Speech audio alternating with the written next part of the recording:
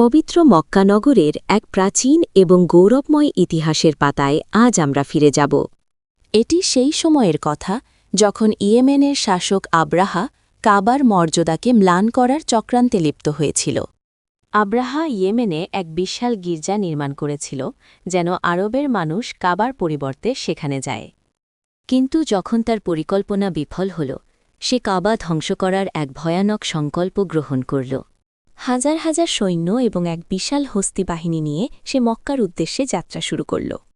সেই বাহিনীর নেতৃত্বে ছিল মাহমুদ নামক এক বিশালকার শক্তিশালী হাতি। আব্রাহারের দম্ভ আর অহংকার ছিল আকাশের মতো বিশাল। সে নিজেকে অপরাজেয় মনে করত। মক্কাবাসী যখন এই বিশাল আক্রমণের কথা জানল, তারা আল্লাহর উপর ভরসা করে পাহাড়ে আশ্রয় নিল। আব্দুল মুত্তালিব কাবার দরজায় দাঁড়িয়ে আল্লাহর কাছে এই পবিত্র ঘর রক্ষার দোয়া করলেন।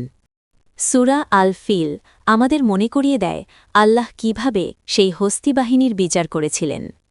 মক্কার প্রান্তে পৌঁছে যখন হাতিটিকে কাবার দিকে যেতে বলা হল, সে বিস্ময়করভাবে থমকে দাঁড়াল। আশ্চর্যজনকভাবে হাতিটি অন্য যে কোনো দিকে যেতে রাজি ছিল, শুধু কাবার দিকে নয়।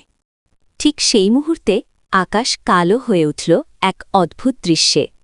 আল্লাহ পাঠালেন ঝাঁকে ঝাঁকে ক্ষুদ্র পাখি, যাদের নাম ছিল আবাবিল। প্রতিটি পাখির ঠোঁটে এবং পায়ে ছিল সিজ্জিল বা পোড়ানো মাটির ছোট ছোট কঙ্কর। এই ক্ষুদ্র কঙ্করগুলো ছিল কোনো বুলেটের চেয়েও বেশি শক্তিশালী এবং ধ্বংসাত্মক। আব্রাহার বিশাল সেনাবাহিনী নিমিষে এক চরম বিপর্যয়ের মুখে পড়ল। পাথরের আঘাতে তাদের শরীর ছিন্নভিন্ন হয়ে চিবানো ভুসির মতো হয়ে গেল। আল্লাহ তাদের সব চক্রান্তকে ধূলিসাৎ করে দিলেন এবং কাবাকে রক্ষা করলেন।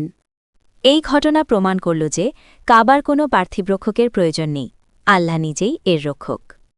সবচেয়ে বড় প্রাণীকে পরাজিত করতে আল্লাহ পাঠালেন ক্ষুদ্রতম এক বাহিনীকে।